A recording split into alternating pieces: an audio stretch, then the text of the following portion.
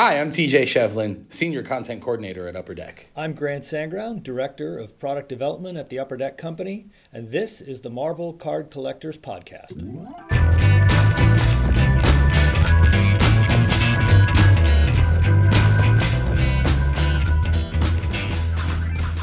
Hello, everybody, and welcome to the Marvel Card Collectors Podcast, your weekly digest of hobby goodness. This week we have Jason. Hello. We have Keith on the road. No hands. Don't do that. Please don't do that. For those on audio, sorry. We have Wesley. Heyo. And all I'm going to say is, what time is it, kids? It's Upper Deck time. That's my favorite time on the podcast. So joining us this week, we have TJ. What's up, Welcome guys? back. And we have his boss, basically, Grant. How you doing, guys? I can't imagine. TJ, before we get into what we're going to talk about this week, what's Grant like as a boss? There are a lot of things that Grant and I share the same brain on when it comes to comic books, and I love that because sometimes I kind of feel like talking comics with a lot of people around here is like speaking Greek, and Grant's one of the only ones around here who gets it, and I love that. And then I realize as well that Grant works on like a higher brain function than the rest of the planet does, so watching that is always a lot of fun for me. I didn't mean to embarrass you there, Grant. I Checks honestly in the don't thought worry. that All I was have to a do very is simply politically correct answer. all I have to do is simply go home to deflate any egos that I might have. All right, fair enough, fair enough. Grant, I'm aware we've only got you for a short window today, so thank you for making time in your Friday. For sure. We're going to talk about Marvel Platinum today, because in fact, as we record, it's due out this coming Wednesday. But this episode we're actually going to drop it on the Wednesday, so it coincides with the day release. So basically, you can spoil as much as you want because the set will be in the public domain when this episode drops. So Yep. tell us all the secrets, Grant. Yeah, for sure. We need to know where the bodies are buried. Let's see. So Marvel Platinum, we talked about it before briefly last time you were on the podcast, and since then, very recently, the checklist has come out, and I think we're all a little bit giddy from the size of the checklist. So, but we can see who all the artists are.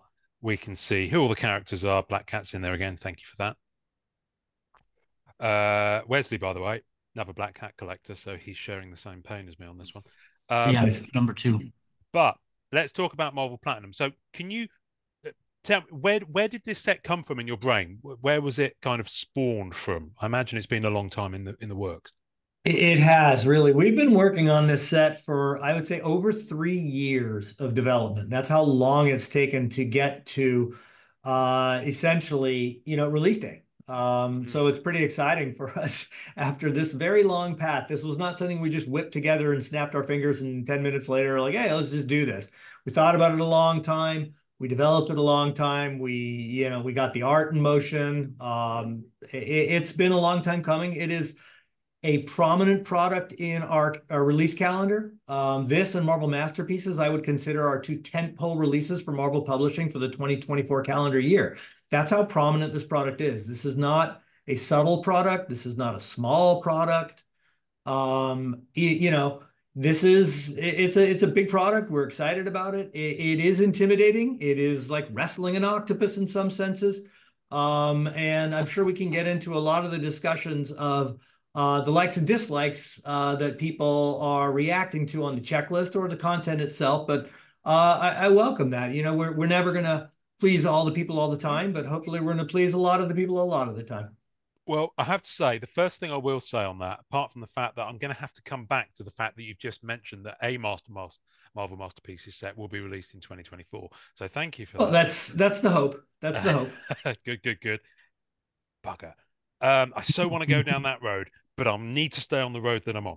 So, so far, all I can say is the original art is just blowing people's minds on this set. So. Yeah, and Ian, you and I had a chance to look at a good deal of the original art many months ago. I can't remember exactly when we did it, but let's say 6 months ago or so. October, yeah, about 6 months. Yeah, and I was bursting at the seams to share the excitement we had internally seeing this art because you know, the art is on the level of, dare I say, on the level of masterpieces, because we have artists that have worked on masterpieces like Dave Palumbo and Simone Bianchi are doing art in this product. And you know, we wanted to show what the best we could do to the best of our abilities in this product. We really tried to do that. And many a times in life, we all try and put stuff together, and sometimes it comes out good, sometimes it comes out not so good. Things are never perfect in life, never will be. But boy, for what we tried to achieve with this set, man, we came real close to that bullseye. You know, we came very close. And that is not, it doesn't happen all the time. It's like when we see the finished product, and we have some of the finished product here. I've got cards, you know, here that we'll get into in a little bit. When we saw that stuff, we got them a few days ago. And it's sort of like you walk around high-fiving people because it worked, you know. Now, as I stated, I get it that this can be a polarizing product to some people. That I think a lot of people are hopefully going to enjoy some elements of the product, and I get it that some people will have stress and strain over some of the other elements of the product. But what we tried to do with this, with Chromium, original art, and taking all the best aspects of what is Chromium, which is, oh, by the way, Chromium is really good for what? Kind of good for parallels. You know, why are you using Chromium if you're not going to go parallel heavy on it? That's what Chromium's best for. I think we achieved our creative goals, and also our goals of creating a vibrant box break and case break. This is going to be an amazingly fun product for breaking boxes, and even at the pack level, we thought about every layer and every level, and that big sprawling checklist that everybody's sweating bullets over. There's a reason and there's a benefit for it, in that the box breaks are going to be incredibly fun. There's a lot of hits in this product. You're going to get hits all over the place. So there's a push and pull. You can simplify the checklist and have what you might argue to be a relatively barren box break. And yes, that could create more value on the hits you get, but my goal was to try and deliver a vibrant box break where every pack had a chance of something amazing in it. So, you know, there's a lot of elements battling each other that you've got to make some concessions one area to have success in another area. The nature to us of Chromium is Chromium's great when you show it in a lot of different substrates and colors. Yeah. And is that very much coming from the where it normally lives, you know, from the sports side? You know, because that's what, you know, Chromium products tend to do. Is that for sure. And we don't do a lot of Chromium products. Look at Upper Deck. Even on our sports side, on our hockey side, let's say, there's very few Chromium products we do. We do 2 of them out of some 24.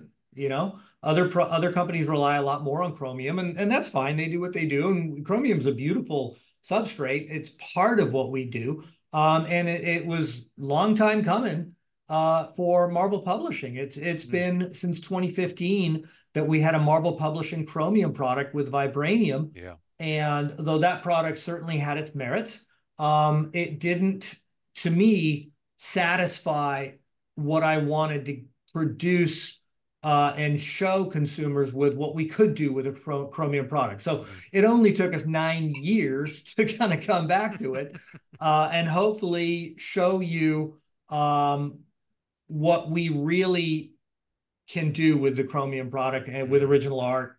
You know, when we really take our time and really put a lot of, we put a lot of emphasis on everything, but this one was a big product with a lot of work. Took 3 years to build, and hopefully that effort shows through in the finished product for consumers. I mean, you've almost had the opening act with Allure, which I know isn't publishing, but that's kind of whet the appetite a little bit and given people a sense of what to expect, I guess. And that was a very planned sort of delivery that and I've spoken to this in the past, Ian, there's nothing new, that we kind of consider that there's 2 different silos of content that we produce under the Marvel license. One is what we call publishing, which is based in comic books and comic book art.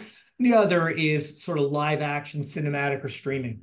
And Allure is our Chromium live action, cinematic, or streaming. And we're not going to make an Allure publishing product now. Just as similar, we're not going to make a Platinum live action product. Black Diamond is a cinematic streaming product. Allure is a cinematic streaming, whereas Platinum are masterpieces. We kind of separate them. Fleer Ultra is a publishing brand. So there's a separate of church and state, I guess you could say, with how we brand these things. So yes, there's Allure, a Chromium brand for cinematic live action, Platinum, a Chromium brand for publishing. Good. Okay.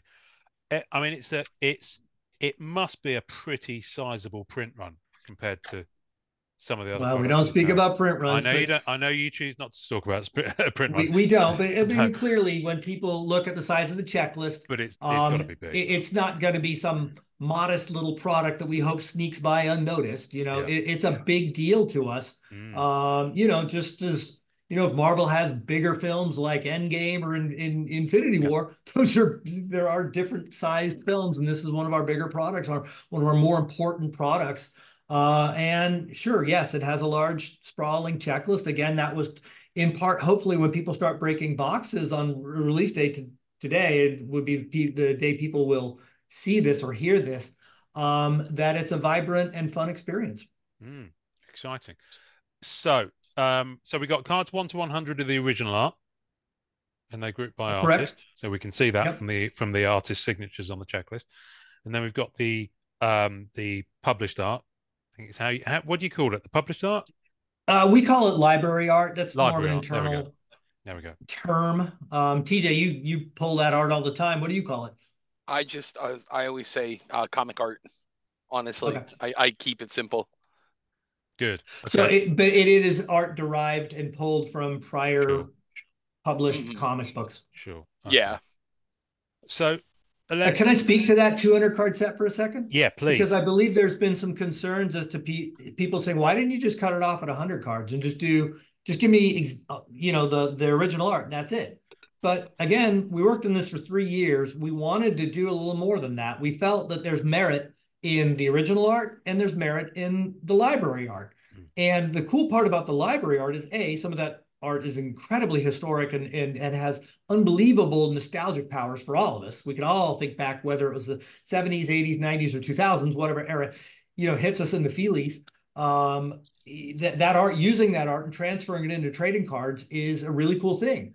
Furthermore, it allowed us to deliver a platform for creator autographs. And we've got amazing autographs from Sienkiewicz and Jim Starlin and Marv Wolfman and Jim Shooter and Roy Thomas and a ton of newer artists as well, but great creators of great merit.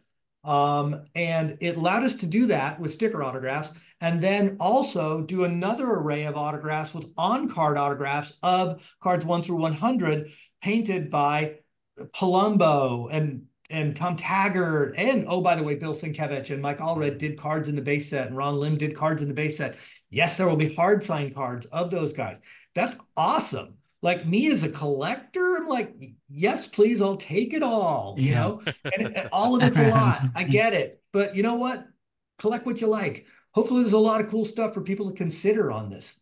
Yeah, absolutely. Well, I tell you, we haven't seen all of the art yet. In terms of the comic art, as TJ called it. We did see, when we looked through it on the podcast last week, as people hear this, we in the preview images, Alex Maleev's Spider-Woman, for example. Now, as far as I'm concerned, that always deserves, Alex Maleev artwork in a set is always a good time from my point of view, because he's just astonishing. And I love it. So, and I think if I looked on the checklist correctly, I think Bendis is signing that one, because I think that's the one. Yeah, I went with that specifically because nobody has done anything with Spider-Woman since, Marv Wolfman and all that stuff the way Brian Michael Bendis has. And that Alex Maleev cover is kind of a turning point in New Avengers for her, because is she S.H.I.E.L.D.? Is she Hydra? Is she S.H.I.E.L.D.? What is she? So it was fun to choose that one. Yeah, it's so good. So obviously, we won't see the rest of it until we see some of the breaks or indeed open our own products. But Grant, is that true? I do have some cards that I can share. There we go. Right, I'm gonna In make fact, it big on the screen. Nobody's really seen. People have seen the original art. There we go. But people have seen the original art. They've never seen it in trading cards. But as you noted, Ian, nobody's seen cards 101 through 200, some of the library art. And an element of this product. Let me see if I can show you. I have to Now, while find you're the getting exact that, did you guys actually 148. get the Yeah. experience of opening a box, or do you just get some random cards delivered? No, not yet. We've Ah, got we did get some of the QA and the QA cards, but it's not a box. It's sort of like cards directly from the print vendor. I'm going to dig up and see if I can find some cards here. Okay. So, and actually, I believe this card was previewed if on Instagram and other social media platforms. yeah. This, let's see if you guys can see that Electra card. Oh, This is yes. original art from Bill Oh, Sienkiewicz. that looks amazing. Wow. Okay, that looks that this is I mean, that Sienkiewicz just doing Electra, just crazy. But we also did a cover variant set of all 100 of the original art cards, and this is a low series card, original art by Sienkiewicz. Yeah. This is the same art, but Oh, put on the wow. cover of Daredevil 168, the debut of Elektra, which TJ chose this issue. In fact, I believe he took great care on all 100 of these cards, these cover variants, to choose covers where the call out features the character and it kind of just works. But what a cool, to me, when I saw this, I'm like, I love this card. I love Yeah, it. It's just that's exactly what I want. amazing.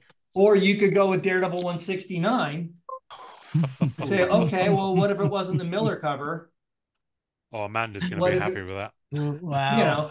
these are pretty cool. What if you did Silver Surfer 3 with Mephisto and did actually Mephisto on the cover of Surfer 3? Oh, Wow. awesome. I love the corner box on those too. Oh, That's pretty Yeah, cool. or this is a reinterpretation of Sienkiewicz's Moon Knight 1 cover, art by Tom Fleming. Pull it back just slightly. There we go. There you go. Lovely. Wow. That just looks This is so the much rainbow better. version of it. You know, or Hulk 181. Whoopsie daisy. I'm throwing stuff all over the place. Getting a little excited here, guys. Sorry. Hulk 181, Wolverine. Oh my goodness, who's the art Oh. on that? That is Nice. Vinzel Second- Tabanez. Yes. Vinzel Tabanez did this one. And it just goes on and on. First, this is the first Gwen Stacy, or first Spider Ghost. Dave Ah. Palumbo. Ghost Spider. Oh, yeah. Wow. Yeah. That's When that really that's awesome. That really works. That's great. Yeah, The This is very- Palumbo. And Yeah. seeing it on the Palumbo art. seeing it on the chromium on that looks yeah. You know what's There's cool the with these picture. chromium cards? We have, if you look at the Electra card, there's line art surrounding the character. I don't know if you can kind of see that. Yeah. It's got, there you go, on her Oh, leg, wow. you can kind Yes. of capture it a little bit. Yeah, we got that. Yeah. That's, Okay. yeah, in fact, even on the callouts of Daredevil itself, it's got this great line work on it. There's little great embossed. detail on these cards in real person. Yeah, like an embossing almost. yeah, So the variant tons of neat cover stuff there. cards. The variant cover cards, I gotta say real quick, is one of my favorite inserts to work on for any product that we do. And a big part of it is I get to challenge myself on what cover am I using this time, especially if it's character that we've used before. Hmm. And my number one goal is always, most of these characters don't have their own magazine, they don't have their own title. So what cover am I finding where their name shows up on the cover? And you'll notice for like 90% of those, almost everybody's name is on the cover. So that was a Wow, lot of fun. okay. So how much time does that take you to research and go through to match that up? Because I mean, that sounds like a fun research project to me, but you get lost in the weeds, I imagine. Years of managing a comic shop back in my formative years really helps with that, because I told you guys before, I've pushed Long Division out of my head, but key Right. issues and all that will stay here forever. So Yeah. it's nice though, kind of being able to kind of dig a little bit deeper and find like, oh, let's, instead of using a Fantastic Four for Medusa, let's use the Amazing Spider-Man.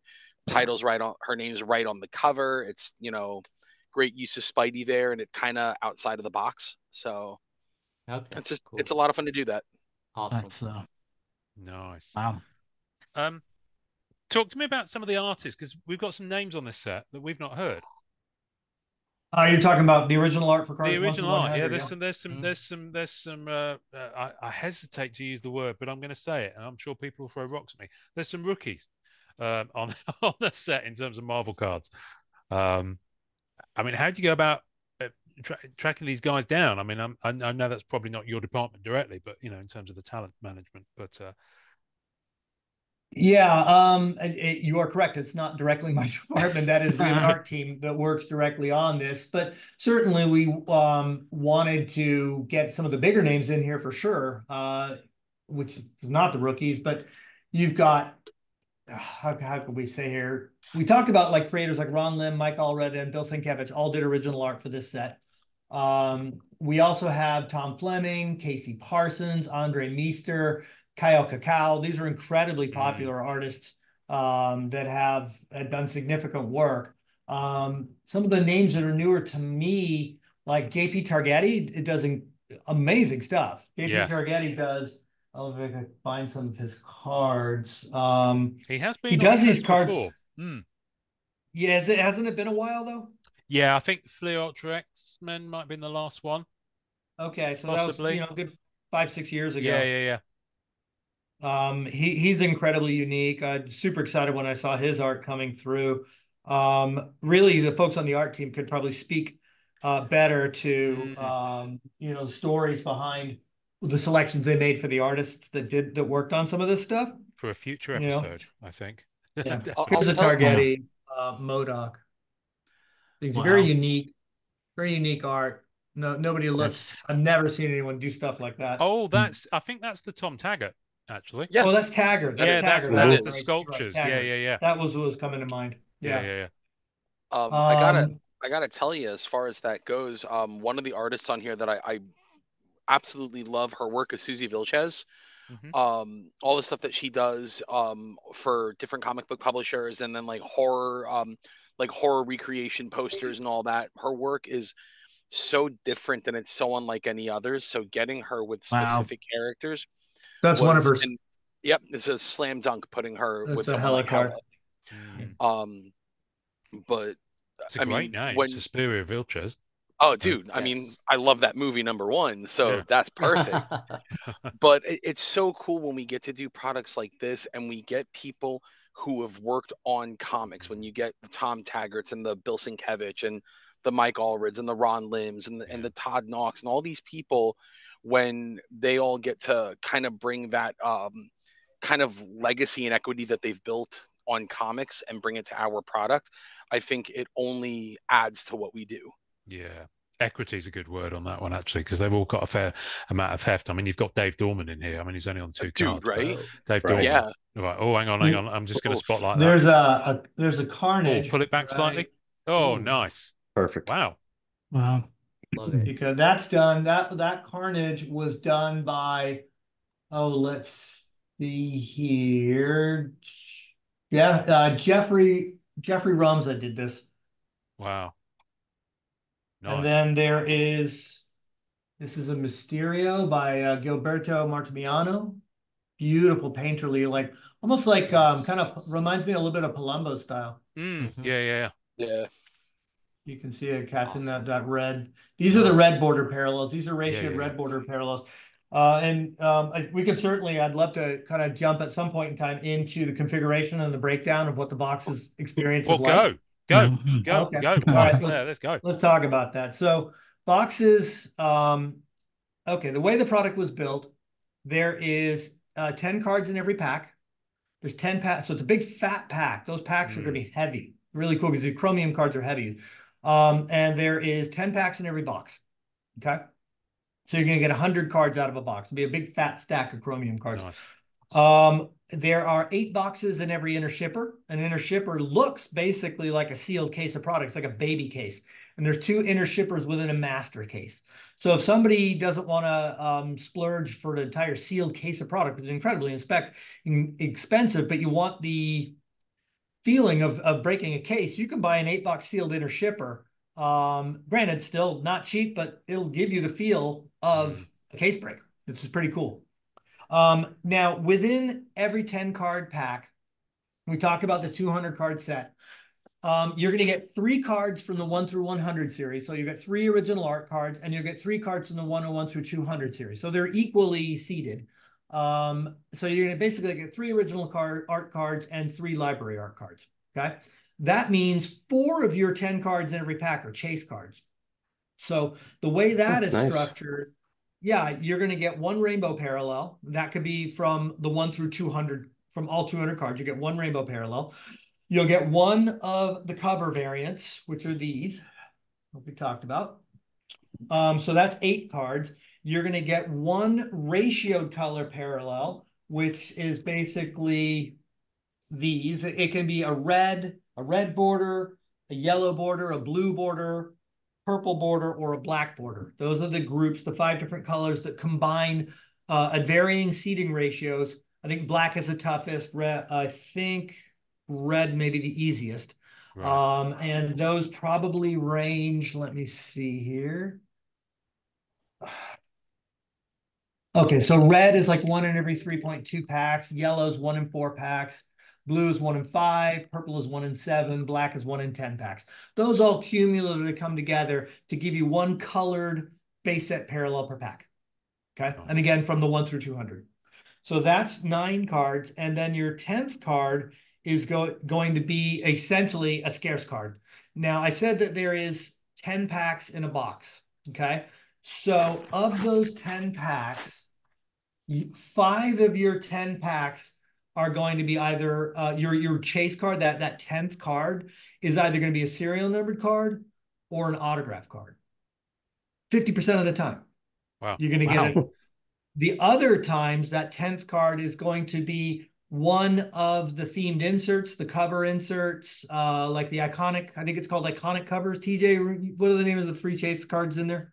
Oh, that is, I'm sorry, I have that right over here. It is the creator art. Is that the No, creator? it's not that. It's iconic covers. It is iconic covers. Super And platinum statistics and platinum duos. Okay, yes. So those are 3 standard insert sets. You'll get 3 of those out of your 10-pack box. Okay, so 3 of your 10 packs will have one of those sort of standard insert cards. Okay, you'll get 1 rainbow parallel of those 3 parallels in a box as well.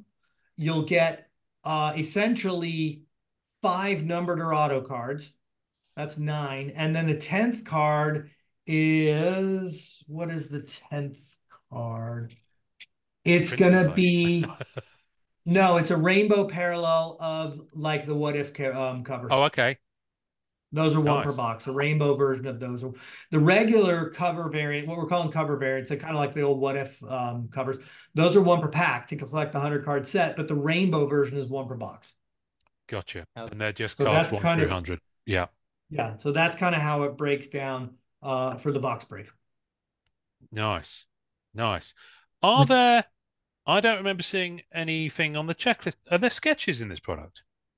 There are, but they're incredibly scarce. There's only about 100 total sketch cards in the entire run. Wow. So they're going to basically be extremely rare. But this product's not really about sketches. I mean, heck, it's a Chromium product. You can't really, we've tried sketching on Chromium before, but you got to use like Sharpies and it looks really kind of rudimentary. It doesn't really resonate or work very well. So we said, okay, well, let's just do a smattering of them, and we're going to do them with the best artists we can get to commit to do sketch cards.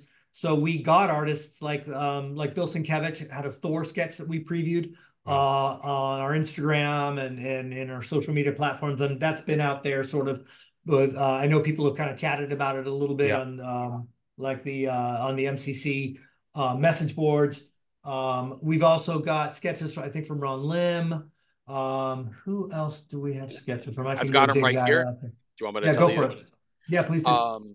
So we've got Susie Vilches is one of them. Ron Lim, which is super exciting. Mike Allred, which, I mean, how actually Allred didn't. We don't have sketches from Allred. Allred did not. We don't. There's no sketches from Allred. No, we have autograph cards from Allred, but no sketches. Okay, then the other one that I have here was Bob McLeod. I believe that is correct. That's correct. Bob McLeod, Casey Parsons, Miles Wall, and Todd Knock. Yeah. Yeah. And Ron Lynn. Yeah. So each of those folks did somewhere around 10 copies, 10 sketches per. So incredibly rare sketches. Nice. So if you hit one, that's a great kind of surprise hit, but don't break this product looking for sketch cards. You're going to drive yourself crazy. That's good. That's a good word of advice for folks, because I think there will be people who probably may have pre-ordered on that basis. So yes. So tell me about so what we've touched on the parallels. tell me about the thinking between about the volume of them, because I counted up for Black Cat, who's in the high series, and bear in mind I've not seen what art you're using on that yet, but I counted, including the printing plates, I think 28 individual items of Black Cat across all the parallels. So just, I mean, that's probably the highest number I think I've seen Upper Deck do on any Marvel set so far. It probably is. Collecting printing plates, Ian, I think most of us know that's sort of like Don Quixote kind of running into windmills. This guy. The path to madness. I don't really expect people to go out and like get all 4 printing plates or all the 101s. And you can try, but I'll have to show you one day how many 4-plate rainbows I've got. Anyway. But yes, granted, this is quite a challenge. Many of those 28 parallels you're going to be able to get for a few bucks a card. They're not going to break the bank. So, don't jump off buildings thinking, oh my gosh, I'm going to have to spend $9,000 to get my Black Cat parallel. Granted, are the 25s and the 35s and the 33s tough? Yeah, they're going to be tough, sure. But there's got to be a balance to provide chase value in a product with low-numbered stuff. And we know, nobody is forcing anyone to go get all 28 of them. Collect what you like. If you got a budget, don't worry about the number ones. Just collect the ratio ones. It won't cost you much at all. You can still go 8 or 10 deep. It's fine with that. If you want to say, I know collectors that cut off, they won't collect anything scarcer than 50. And they're happy with that. Yeah. Keep and there's nothing wrong with, like, it's going to be a long time till we do another one of these products. Like I just told you, this one took 3 years, so you got time. So if you want to work on this, who says that hard tasks are a bad thing? Sometimes it's great to have long-term goals. To me, I was thinking about this earlier this morning when we were thinking about coming on the show. In life, there's that cliche that life's all about the journey, not the destination, right? And with collecting, it's sort of like that, right? Because there's great pride and ownership. I get that. I've owned comic books and cards for 30, 40 years of my life, and I will take them to my grave clutched around my, around my body. It's going to be a big cost. And there's great pride and ownership, but we all know that half the fun, at least half the fun, maybe more than half the fun of collecting is the pursuit. Is the chase. Right? Yeah. If you don't have things to chase, it gets kind of boring, So I don't think it's necessarily the world's worst thing that you got 28 Black Cat cards to chase. Collect what you like. If you're fed up with it, then don't do it. But there's nothing wrong to me to have a long-term chase on that. Well, no, I mean, by virtue of the fact that budgetary constraints and just the volume of products with Black Cat in, I've got no choice but to play the long game with it. But that's fine. I'm still gradually piecing together Marvel Beginnings, for example. Right. But I think a lot of the there are probably quite a lot of collectors who are still in the master set mentality of the 90s. And they are gradually becoming, kicking and screaming in some cases, used to the reality of modern card publishing, which is pretty much choose your own adventure. So if you try and you got to pick and choose. You're just going to be driving yourself absolutely nuts. So I think that's good advice for folks. Is just just go what you can go for, and don't. Ian, it goes directly back to, hey, is 28 parallels too many? Many people may think it is. But if you say, okay, we're only going to do it with 5 parallels, we're very conservative. Well, your box break is going to be really boring. We could just do them all ratioed and say, okay, we'll do 5 ratioed parallels so you'll have color and all that kind of stuff. But then people are going to say, well, I just spent X amount of dollars in this box, and what are the big hits? You're going to be nothing of value in here.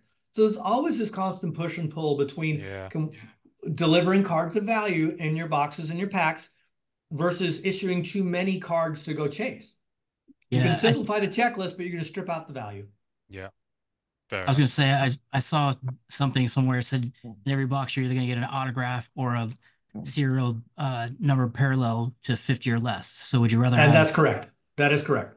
Rather have that, or would you rather have 28 cards to chase? I mean, I'd rather have the box knowing you're going to get something, because I've had boxes that I spent a lot of money on and didn't get anything. So for sure. Yeah, Wesley, that's a good point. And what's the harm? This product literally forces the community to interact with each other and trade.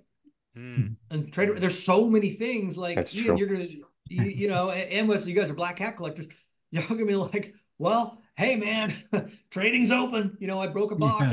I need black cat. I got lots of things I need. So hope and let's face it, the funnest part of collecting is interacting with the community. So hopefully, yes, this presents a daunting platform of interaction, but it certainly is a wide platform of interaction that's gonna, I hope, spur a lot of discussions and trading. And you know what? At the end of the day, fun collecting. Yeah.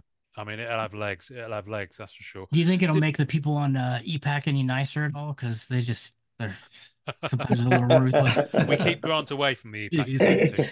Yeah, I can't speak to how people interact on the EPAC platform. I was going to say, I think they'd eat Grant alive in the nicest possible way.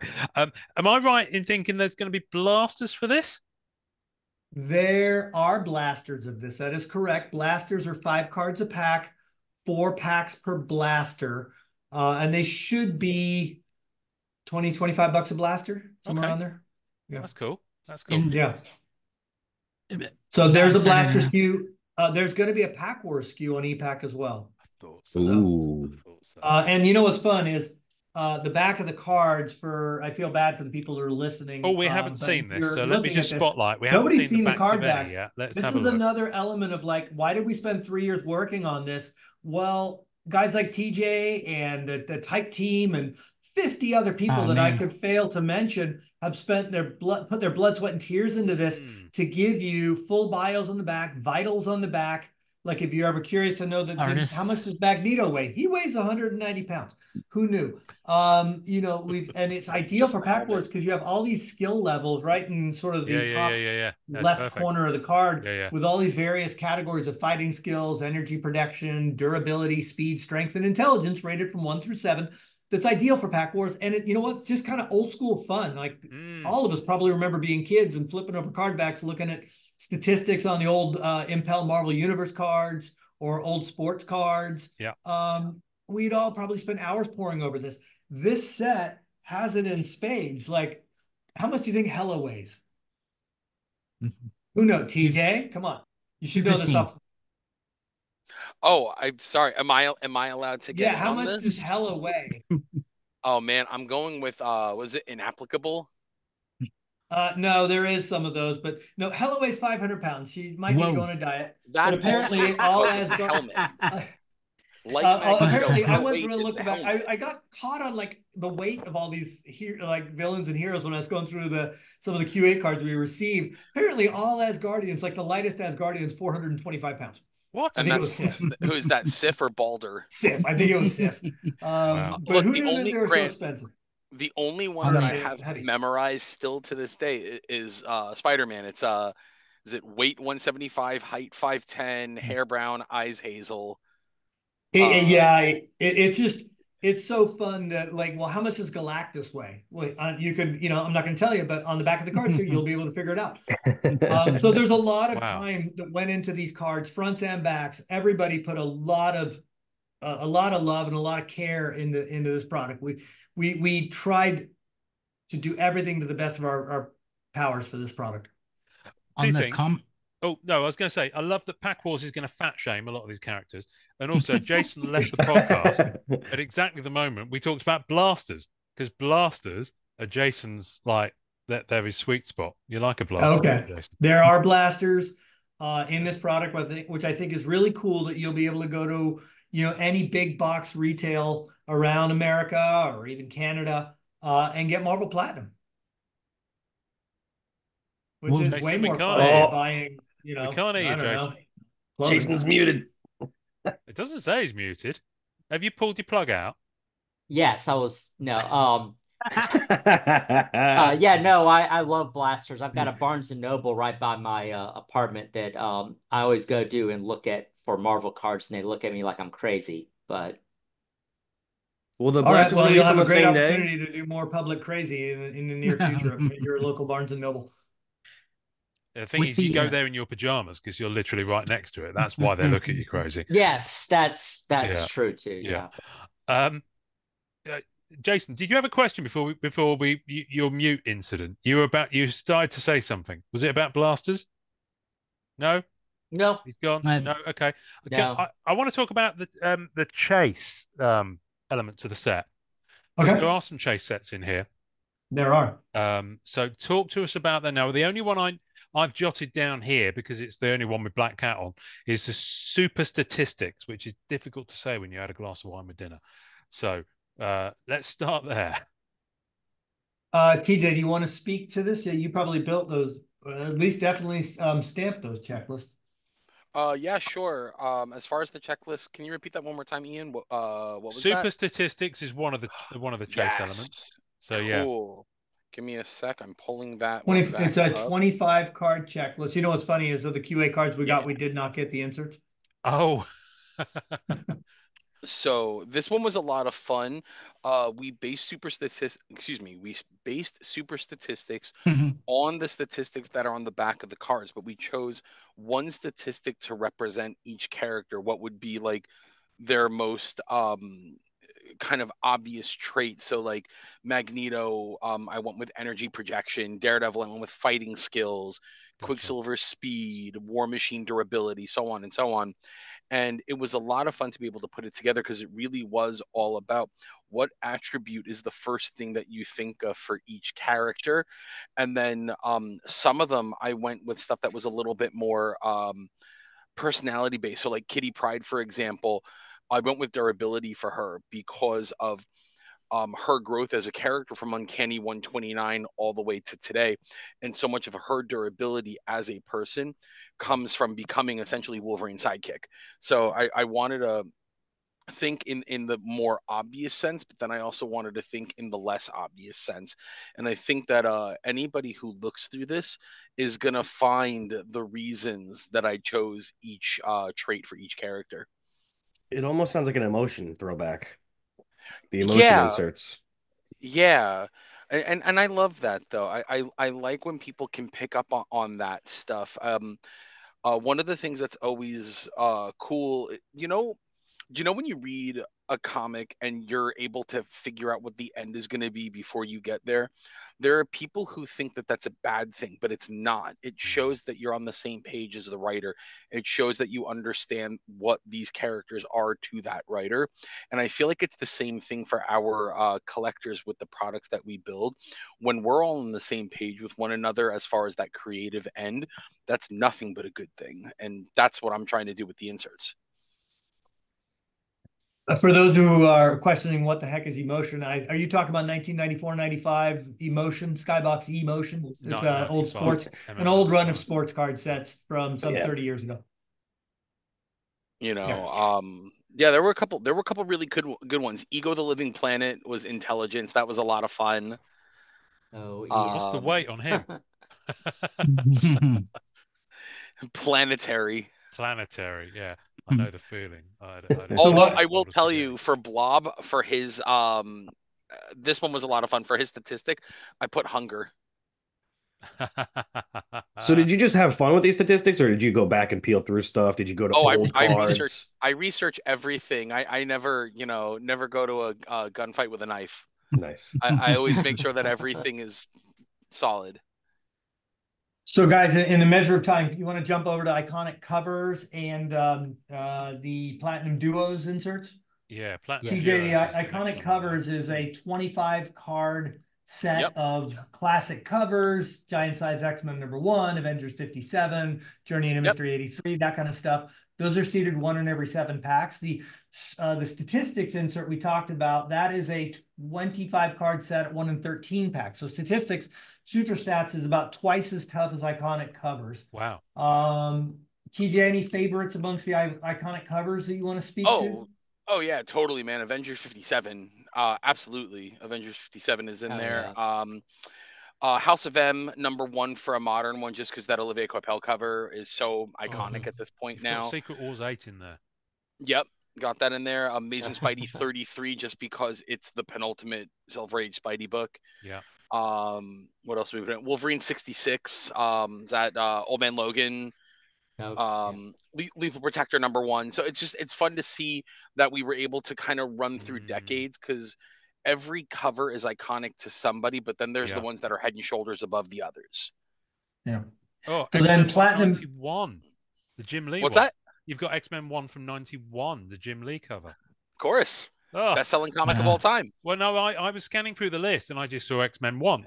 The date didn't occur to me. And I was like, of course, you know, who needs another X-Men number 1 from 1960, whatever. Is it the full cover. gatefold cover?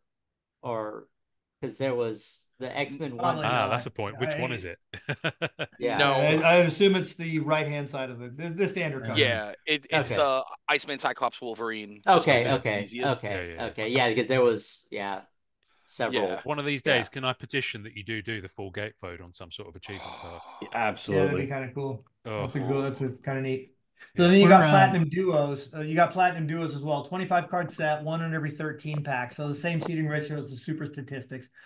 Clearly 2 subjects per card. Combinations like Thor and Beta Ray Bill, Iron Man, War Machine, Doctor Strange and Dormammu, Captain America, Winter Soldier, Thanos and Doom, Spider-Man, Miles Morales, Daredevil, Kingpin. So a lot of classic. She-Hulk. You avoided the one that Wesley wants, Scarlet Spider, Howard the Duck. I was specific about that because getting Howard in anything that is kind of hard because we have to have a very specific look for him. But that was twofold because I wanted Ben Reilly on here, and the Spider-Man in that is Ben Reilly. It's not Peter. But if you guys remember last time, I told you that there's one character I make sure that makes it into every set that I do. Was it Howard the Duck? No, it's the Beast. The Beast, yeah. That's right. Yeah. And I got him in Platinum Duos for the greatest buddy comedy ever, man. Wonder Man, right? Beast and Wonder Man, that's right. It's card number 25 of 25. Yep, Perez Avengers, man. It's the Beast Wonder Man go out on the town issue. Sweet. Oh, by the way, TJ, great Beast selection on throwbacks. I love that card. Yeah. The Walt Simonson as the X Factor 33. Yeah. That rules. Thank you. Yeah, we just went deep into that on the episode that dropped last week with our review. Awesome. So, yeah. And Jason had done his homework on that. Platinum Duos, I mention is comic art. Yeah. I'm sorry, Ian, what were you saying? No, I was going to say Platinum Duos. I'm guessing that's comic art from the library. Yeah, all three of those inserts we just talked about are all comic book art. There is, however, one additional insert we've not talked about, and that is the creator art variant. Okay, and those are 1 per case. Okay, these are really, really cool. These are cool, and I want to show you some stuff here. So, what I've got here is the standard Moon Knight card, art by Tom Fleming. Beautiful card, right? Okay, this is just your standard card. This, however, I've seen this, is the variant, the 1 per case variant, where we contracted Bill Sienkiewicz to do an original piece of art of Moon Knight. We tried to get the artists paired with characters that they're famous for. Now, you'll notice in the bottom of the card here, the bottom of the standard card just says Moon Knight. The bottom of the creator art variant, essentially a very rare short print variant of it, actually has a call out that says creator art variant on it. Yeah. Wow. Other examples would be Silver Surfer. That's the standard Silver Surfer. Nice. This is the Mike Allred creator art variant. Gotcha. That's cool. That's awesome. Now, if you look at the backs of the cards, you can see here also the checklist card numbers have a V on them. Yeah. And the backs are entirely different. They are very different, aren't they? Right. There's no power levels, anything like that. But you can also see it says creator art variant on the back of the card, and it says base on the back of the card on the bottom areas here. With all the parallels, we tried to make a great effort to show you guys, hey, if you have a red parallel like this, like Rocket Raccoon, it'll say Red Rainbow right on the bottom of the card. Thank you for doing that. Well, by the way. Thank you. Yeah, I know there's been. Thank you. Yeah, it's so. And one more cool art variant. This is the standard Galactus. And then Ron Lim's creator art variant.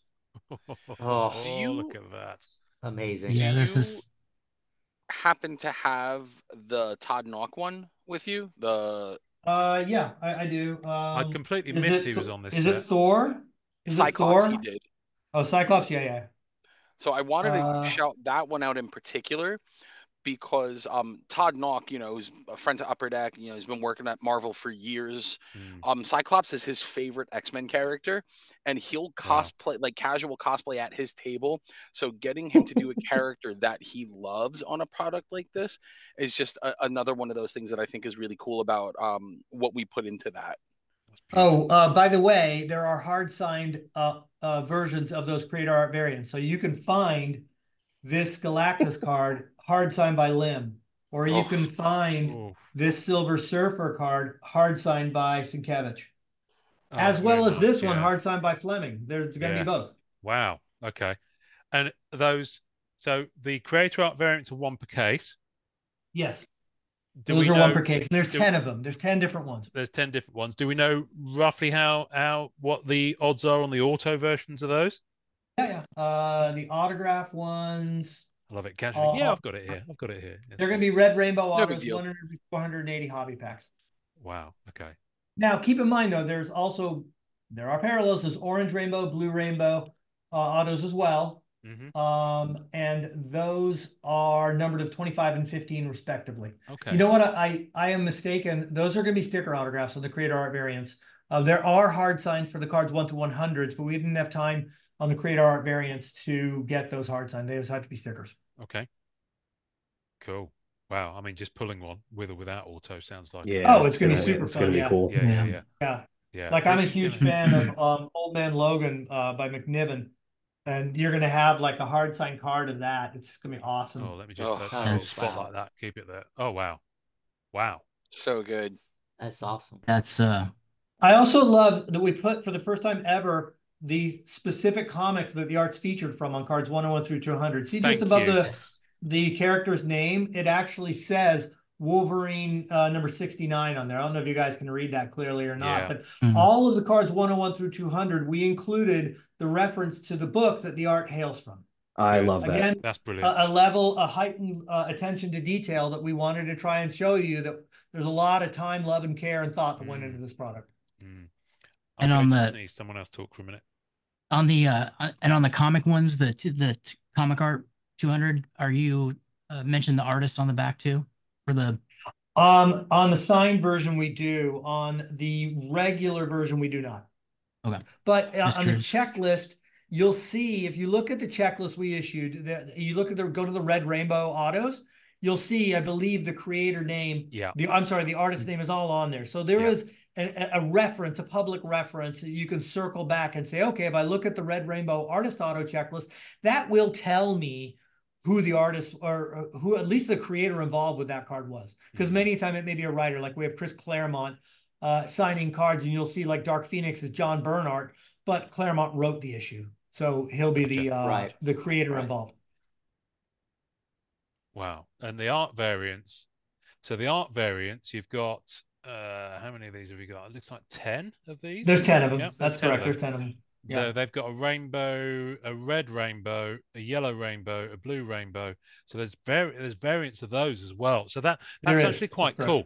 So in theory, pulling one of those, but actually then if you wanted to go after, I know, all of the Thing cards, for example, that would actually be a really... It's a new Thing card, It's a new Thing card because the art's totally different. But I guess this product, if you're going to go after those. This product sort of limits the multiverse, right? There's just these like little burgeoning baby universes that you can explore, and like, oh my gosh, another layer of parallels to go drive myself crazy with it. Yeah, you're right. Good. I can imagine. I kind of get it now because I'm imagining how excited people are going to be when they're doing breaks online, when one of those creative areas, all sorts of crazy stuff's gonna be popping. Yeah. So that also looks like there's some cool. He did some cool stuff with textures. Like some of the cards are textured a different way, and if I may, Wesley, I'm so glad you mentioned that. And you're welcome. Also, there were some discussions about blasters. Blasters have an exclusive ratioed parallel called Blue Surge. Let me see here. Blue Surge parallels where are those things? There they are. Okay. Every blaster pack has a Blue Surge parallel. Wait until you see how pretty these things look. Hello. Oh, wow. Yes. Oh, they're nice. Let me pull some of these out to give you an example of what Blue Surge parallels look like. Okay. Wow. Oh, So Blue like Surge it. Paramills Yeah. have this almost Oh, wow. this It's a pattern, wave this in there. beautiful Yeah. like strobe-like effect. It's a moving pattern, like a wave pattern in the chromium. And obviously we tinted it a light blue as well. So all 200 cards exist on this. This is a 1 per blaster pack exclusive. You can only get, fortunately these cards are near indestructible. Chromium cards are impossible. By the way, did you know, I dare you to try and tear a chromium card. It's like tearing a phone book. They're impossible. Yeah. You can see like Palumbo's Doctor Doom and Blue Surge. This Blue Surge set's going to be, that looks great. I think blasters are going to be really popular because this set is doable. They're 1 per pack. Yeah. You could do this 200 card set, and it's such a beautiful set. It's really the only pattern. Most of like this is what we would call as a pattern substrate because it's obviously got that wave pattern on it. The ratioed parallels that we talked about earlier that combine to deliver 1 per hobby pack, those look more like these reds. Oopsie daisy, I'm dropping stuff like crazy. They don't really have a pattern. They're beautiful and they've got that red border, but it doesn't have the pattern on it. The numbered cards in hobby have the patterns. So once you start getting into serial numbered stuff, you'll see the patterns. I believe the only ratioed card that we did a pattern version is the Blue Surge that you can get in blasters. Okay. Nice. Yeah, that's and I think that's sort of similar to kind of how beginnings you had your red supernovas, which were pattern, and then your numbered ones started to have the pattern as well. It reminds me of yeah, Jason. Yeah, I think you're right with the reference to beginnings, but we did try and put some thought into the structuring of it. Like, hey, if you're breaking hobby and you're getting a numbered parallel versus a ratioed parallel, we wanted to add a little more oomph visually to the numbered card and another visual indicator to show, hey, I've got something a little more rare, a little more special. I'm looking forward to those blasters. In the beginnings, I thought there was a special numbered out of 5 purple card in the blasters. Was there anything like that in these platinum blasters? I think the only stuff that's unique to blasters are the Blue Surge. There may be, it would take me a second to kind of dig through and see what else you can get in the blaster stuff. I mean, you can get some pretty good numbered stuff in blasters. You can get like Cosmics numbered to 25, Seismic Gold's numbered to 10. Even Golden Treasures 101s you can pull in blasters. They're in there. Yeah. I noticed with the Allure, I got some really nice. You started doing the magentas out of 23s. Yeah, that was really that was nice to be able to get those. Yeah, that's cool. Yeah, I think we went a different route here and made the exclusive a little more attainable here with the 1 per pack rate thing. So, but there is like I said, there is some all SKU really low numbered stuff that goes into all of the SKUs, including the blasters. Oh, cool. That's awesome. cool. That's cool. What's the now that you've had these, how long ago did you receive the cards that you showed us this evening? How long have you had to sit and look at those? Less than a week, within the past week. Okay. But I did spend, I closed my door, turned off my phone, and spent like 3 hours just like going through all of this stuff. And, I got this huge, look at the size of this binder. Oh, my goodness me. Stuff here. Oh, my goodness me. And it just... What's kind of fun to go through all this stuff. So here's the thing: having lived and breathed this for 3 years, and I know TJ, you came into Upper Deck. I imagine this set, the wheels were already in motion on this set when you came into it. What is the element of the set that you've looked at and you've gone, that's turned out bang on or better than I'd hoped? Ooh. Grant, do you want to field that one first? You've been able to. Oh yeah, sure. I can take cards on more than I have. Sure. Yeah. When I saw these cover variants, these kind of what if cards, and I started coming into some of the covers that TJ chose because I'm like an old school comic guy. So for me to see like Spider-Man 4, which is the first Sandman, but see it reinterpreted, with Tom Taggart's art, it's such a mind bender. That's for awesome. Me, I'm an old school comic guy. Awesome. Like going through these was truly a joy. Or, X-Men 58, Neil Adams cover, first Havoc, to see, I think this is Miles Wall doing Havoc. Yeah. It's just so fun to see these covers recreated with this dynamic art that we commissioned and, helped, along with the artists, bring into the world for collectors. So to me, the cover variant 100 card set, one per pack, very doable set. There are many ways to get easy wins in this product. You don't have to look at that 6,000 card checklist and go, I'm out. I hate it. It's too much. Think about it. I would collect this set, a 100 card, or a rainbow version People of this set would be amazing. For sure. I would totally put this set together, or the red set is beautiful because it's kind of like that's the color of marble brand. The color of marble branding is red. So this set looks beautiful in red. There's the red set came out great. The blue surge one, I haven't even seen all of it because obviously we don't get into the autographs or any of the numbered stuff. The QA we have is just ratioed stuff. We'll get a set of it. So I'm excited to see what some of the golden treasures look like, and what does the seismic gold look like? Those seismic golds of 10 are going to look banging, and we have autograph versions of some of these that are just going to be amazing. So what are gold rainbow autos going to be looking like? 1-on-1 gold rainbow autos and orange rainbows of 35. I haven't even seen them. Can't wait. I got to echo Grant on the variant covers. I was talking to him earlier today, and one of the things that I had said is it's a perfect marriage between what Upper Deck does and what Marvel Comics does. And every time I look at those, whenever I get to put those together, it really is all about celebrating why we are all, kind of the cream of the crop of what we do. And then again, like I said, when you're getting to take that cool kind of Silver Age cover elements and putting them on modern artwork, it shows how timeless all of those title logos are and why all those cover captions are still used to this day. It just looks so cool. I mean, that Walt Simonson, the Thor Beta Ray Bill card we did with Tom Taggart, and the Thor title logo being destroyed. Jeez.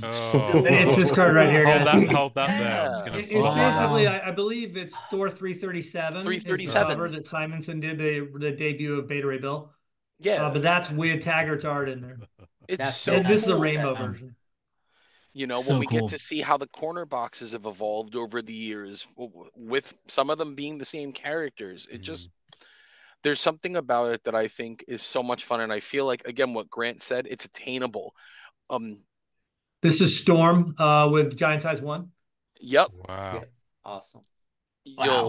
That's. It's just it's so cool to see. I love all that stuff personally. And like I said, anytime you get to see a character, oh man. Oh, that's Avengers 57 with the Vision floating above what looks like Manhattan or something, like floating in clouds. Do you have the Colossus one? Do you mind showing that one off real quick? But that's gonna be hard to find, but I'll try. Sorry. Why don't you with more tales of comic book history while I look? Yeah. The Colossus one I went with because it was the first time he ever had a title logo for him as a character. And it's still the same title logo that Marvel uses to this day with him. It was the Trial of Colossus. It's the Danger Room issue with him. And it was, again, it's so nice to be able to see stuff like that, make it onto our artwork. So it's a blast getting to find that stuff. Found it. There you go. Okay, X-Men 122, I think. Oh, yeah. No, his name's at the bottom there. Yeah. That's yeah. Wow. And these are really fun cards. I mean, how could this not be a fun card? Say, great. Think about this. That's a title logo that was designed in 1980, and it's still modern. Like, how cool is that? So cool. Neil Adams actually was the one that designed this X-Men call out and debuted it in X-Men 56. Mm-hmm. Wow. Nice. Yeah. So I feel duty bound to ask if you've got card 161 of Black Cat somewhere there, because I'm jonesing to see it. And given today's Wednesday, I haven't yet watched any breaks. So yeah. Well, let me see here if I can find a Black Cat card. Because Wesley was going to ask if I didn't. I have my own self-serving question too. There's two Wolverines. Is one of them an actual X-23?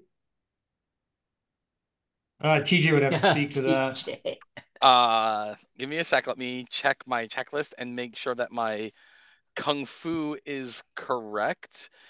So as far as the cover, as far as that goes, the cover variant.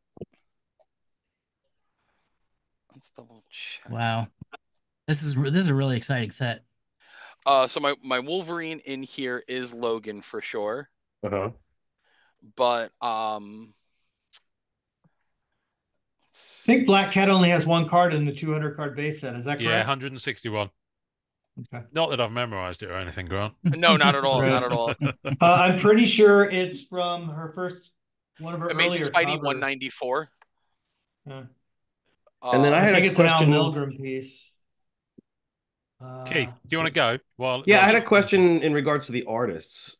Yeah. How did that selection process go? Why do some people have, one, some people have 5? Is that just based on what they were willing to do? Because the OCD in me wants like 3 of the same artist, and then the next three. We've talked about this before. 9 cards and divisions of 3. But I'll take anything from a good artist. It's workload for like being Found able Black to Cat. There's Black there Cat. you go. Oh yes. Oh, cool. Okay. Nice. To even get a guy like Bill Mhm. Sienkiewicz to Thank do you, Grant. 2-3 cards Thank you. is a lot for the amount of work that he's still doing in comics today. So I think it really comes down to what is their bandwidth that they can bring to the product. But again, like we said earlier, like the fact that we were able to get 5 Mike Allreds is so rad. Yeah, it's crazy. Like some of the people that did a lot of work, I was like, wow, how did they lock that up? Yeah, so I think that's really cool too. Yeah, it is certainly.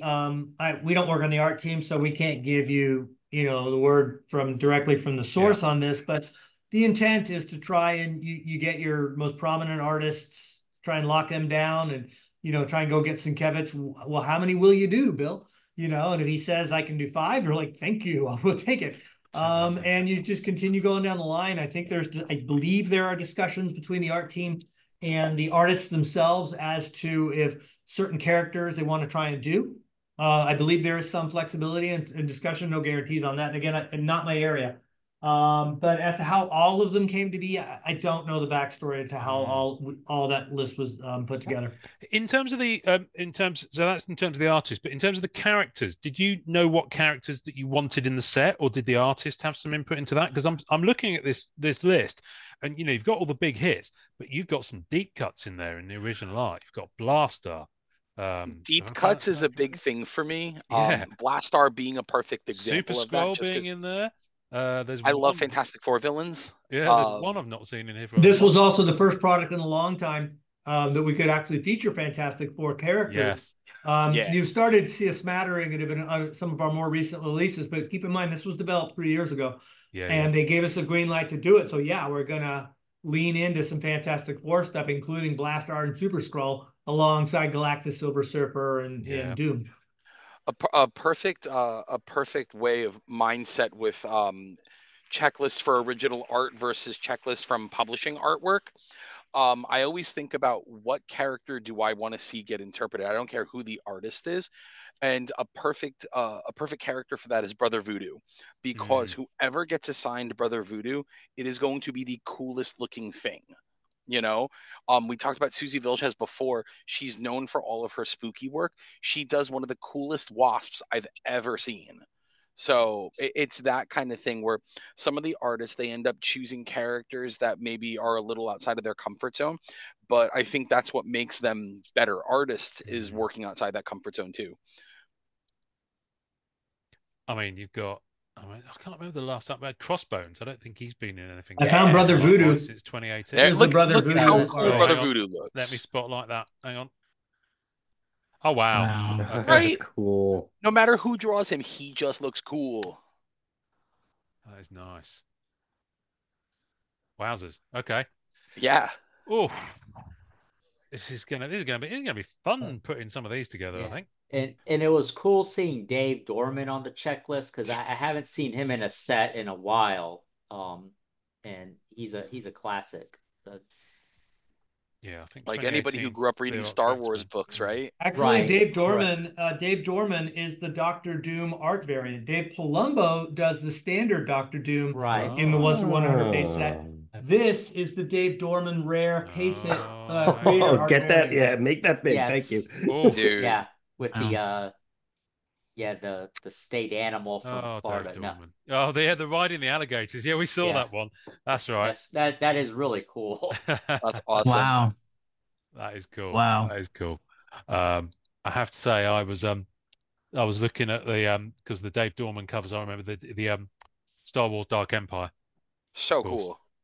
So cool. And then they did those metallic impressions cards of those covers, and then they did a limited edition frame of all those metallic cards in a frame with his signature on them. And I managed to pick one up last year for $30. It's brilliant. It's lovely. Anyway, I can't believe I went off tangent like that because Grant, you've probably got your next meeting to go to. I've got about 10 minutes. You've got about 10 minutes. Can I very quickly? I know we're here to talk about Platinum, but it would be remiss of me if I didn't ask for an update, if you're able to give it, on when Masterpieces 2022 might be dropping on EPAC, because I think we thought it might be February, and then it's clearly been and gone now. If you don't know, that's absolutely fine, but I thought I'd ask just in case you knew it off the top of your head. Yeah, no, I'm excited to see it go on to EPAC as well, but I do not know. I would assume hopefully in the next few months. Hopefully soon. And is there anything really exciting coming up that you can just tell us about, either for the first time, or you can tell us that you're excited to come and talk about when you can talk about it more? Or I'm just trying to see how much juice I can squeeze out of Grant. He's looking for a morsel. Give him a little morsel. Yeah, just give me something. Just give me a little taste. Give me a little taste. Boy, you caught me by surprise a little bit there. Oh, come on, Grant. You know, I'll always ask you. I'll always ask. I mean, I'm terrible because I'm excited about all of this stuff coming up. I mean, Flair's coming up. That's going to be amazing. Ooh, yes. You know, there's some really cool insert and chase cards in there to go after. We've got some cinematic stuff coming out soon with Doctor Strange and the Multiverse of Madness. Ooh. I've seen some amazing imagery of dual sign cards with inscriptions of Liz Olsen and Benedict Cumberbatch. First time signer in Rachel McAdams. That's going to be a big new name. She's never signed for us before. I think Xochitl Gomez autographs are also in there alongside some other characters as well. Nice. And I think that's going to be followed up by Thor: Love and Thunder. And we are, that's of course going to have Chris Hemsworth autographs, but to me, the most prominent name in the signers in Thor: Love and Thunder is going to be Natalie Portman. We have Natalie Portman autographs in this product, and we're really excited about that. That, you know, for us in the collecting world, it's hard to bring much bigger names, especially in the MC universe, of an actress that you think is going to resonate in collecting circles. And Portman, obviously playing Mighty Thor in the film Thor 4: Love and Thunder. That's going to be pretty exciting too. Good. All right. Any last questions from the assembled masses there? Wesley, Jason, Keith. Not a question, just a suggestion if you ever revisit the product. Chromium covers were very popular back in the day. I'm thinking of like the Gen X covers. That would have been a cool insert to throw in there. Yeah. Yeah. An original unused. Yeah. Oh, that's sweet. Oh, TJ, you're going to have to send me a picture of that later on. Absolutely. Wowzers. Yeah, no, I'm digging. I'm looking forward to putting together just a regular set of the iconic covers, because I do like comic covers recreated on cards. Yeah. And it's a nice element for me. I really like collecting those. So yeah, I'll be going in for those definitely. Yeah, I guess my wish list would be like hard signed Sienkiewicz Moon Knight creator variant or something like that. Right. The McNiven autographs, Earl Ben Logan. I mean, I'm just kind of thinking, yeah, it'd be nice, but I'm gonna if I pull one of those, I'll be very, very happy, obviously. But I'm gonna try and not get too excited and then be like, oh. If I don't get my Sienkiewicz autographs. Listen, I'll be happy with Al Milgram and any of those black hats. Oh, for sure. There will be Al Milgram autograph. I Yeah. think it's Milgram's autograph on the Black Cat. Was Yeah. it? I thought it was Marv Wolfman. I think No, it's it may be Wolfman. Wolfman. It's Then Wolfman. Wolfman must have Al Milgram's on the spot. Ah, right. Okay. I knew I'd seen Got him it. on there, but I couldn't remember which was which. Listen, I'm really up for this. I was gonna say I got lucky and took a couple of the Wolverine cards to Comic-Con last year in New York, and got McNiven to sign a couple of them. And Ooh. I don't know, he's just a super nice guy. Last couple times I've been to the cons to talk to him, it's easy to be a fan of his.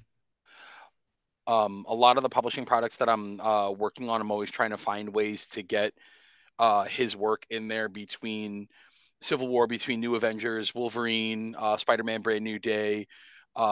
He has such a very kind of perfect look for what Marvel was in the mid to late 2000s, and it's become this timeless sort of art style. It's not trapped in the moment, but it's evocative of what Marvel was doing. So it's nice being able to get his work into publishing sets. Nice. Yeah. Nice. Cool. All right. Listen, Grant, we're going to let you go. Swinging from vine to vine today, from meeting to podcast to possibly another podcast. Who knows? Thank you. Appreciate your time, TJ. Appreciate your time, Grant. Always. Thank you for coming and talking about this. Thank you guys so much for taking the time to talk with us today. Oh, no. Well, listen, let's get the next one in the diary, Grant, because, I could have you on every week, but you'd never get any work done. So, good. Now, does one of you fine gentlemen want to lead us out with our rallying battle cry, if you can remember? Oh, that's got to be TJ. No, TJ. You did that. You did Christopher Walken last time, so I want to see. What it's terrible. It's terrible. All right. Hang on. It's getting into character. All right. So, okay. What am I doing again? I don't want to mess this up because I messed it up last time. Enjoy collecting, dear. Enjoy collecting. Okay. All right. Okay, you ready? I'm TJ Shevlin. Enjoy collecting. You really